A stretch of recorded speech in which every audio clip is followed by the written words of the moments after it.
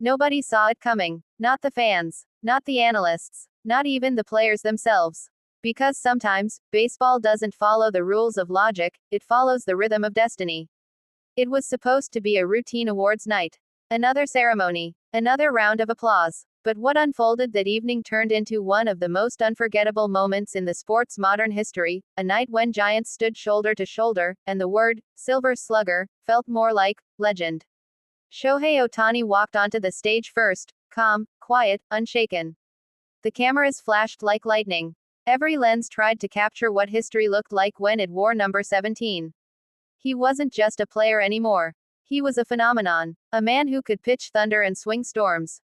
But what nobody knew was how close he came to giving it all up. Behind that smile, behind those records, there were nights of silence, loneliness, and pain that nobody saw. A man torn between two worlds, the hitter and the pitcher, both fighting inside him, both demanding perfection. And yet, he stood there, not broken, but reborn.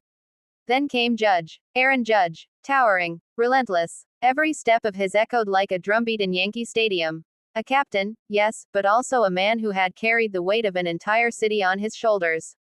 New York didn't just cheer for him, it depended on him. He'd missed weeks that season.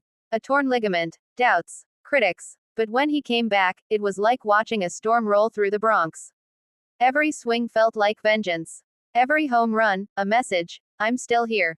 The crowd at the ceremony rose as his name was called, Silver Slugger, 2025. His smile said thank you. His eyes said, I earned this. Then the camera panned to Raleigh. Cal Raleigh, the big man from Seattle. Not as flashy, not as hyped, but pure steel behind the plate.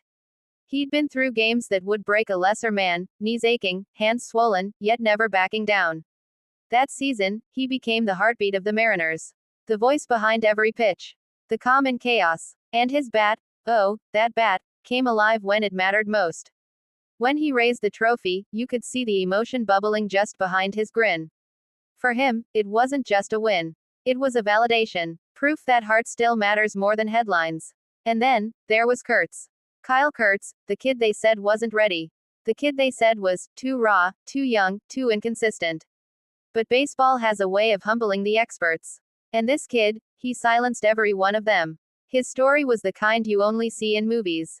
A bench player at the start of the year, barely getting any at-bats. But when injuries hit, he stepped in. And the kid started hitting missiles. By mid-season, his swing became legend. By October, he wasn't just filling a role, he was changing the game. That Silver Slugger wasn't just an award. It was a revolution. Then the murmurs started. Where's Soto? Did he win again? And then, almost on cue, the announcer called his name. Juan Soto. The art of hitting wrapped in a human body. His swing, smooth as silk, deadly as fire. He'd made the move, he'd faced the pressure, and once again, he delivered. Because for Soto, the moment never feels too big. The bigger the stage, the calmer he becomes. And when he smiled, the crowd erupted. Because they knew, they weren't just looking at a great hitter. They were looking at the artist of our era. Then came the roar that nobody expected. From the Los Angeles Dodgers. The crowd went silent for a moment, then exploded. The Dodgers had done it again. Shohei's name echoed once more, the first man in modern history to win a Silver Slugger as both a designated hitter and a two-way icon for the same team. The baseball gods themselves must have been smiling that night. But there was another sound in the distance. The faint rhythm of New York clapping back. Because when Judge walked across that stage, the lights seemed to split, half Dodger blue, half Yankee pinstripes. Two empires, two kings, and one battlefield, the future. The camera caught a moment, Judge glancing toward Shohei. Shohei nodding back. No rivalry, no tension, just mutual respect. Two titans acknowledging the storm they had both survived. And yet, what nobody saw behind the curtain, was how close the sport came to losing both. Judge had nearly retired after his injury scare. Shohei had questioned if his body could take another season. But both came back. Both fought. Both conquered. That night became more than an awards ceremony. It became a reflection of what resilience looks like when ridden in pine tar and blood. The reporters rushed in, microphones out, cameras flashing, everyone asking the same question. What does this mean for baseball? And maybe that's when it hit everyone, this wasn't just about numbers or trophies. It was about a game that refused to die. About players who carried the torch forward, even when it burned their hands. Soto, Judge, Shohei, Raleigh, Kurtz. Names that will echo through the dugouts of future generations. When the ceremony ended, the lights dimmed, and the crowd filtered out, Shohei stood alone for a moment on the edge of the stage. The trophies gleamed in front of him, reflections of years of sacrifice, isolation, and belief. He looked up, toward the empty rafters, and smiled. Maybe he was thinking of his journey from Japan to MLB. Maybe he was remembering the days when they told him he couldn't be both. And now, there he was. The proof that limits are illusions. In another corner, Judge stood with his family. He wasn't talking, just holding the award, staring at it quietly. Maybe he was remembering all those nights he played through pain, for the fans, for the city, for the dream.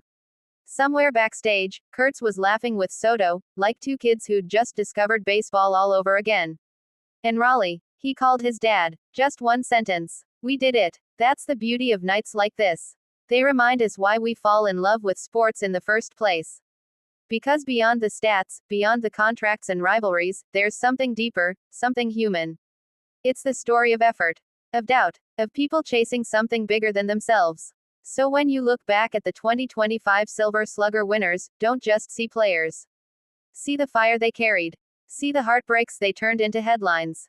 See the dreams they refused to let die. Because one day, when the lights fade and the records blur, only one thing will remain. The echo of bats connecting with destiny.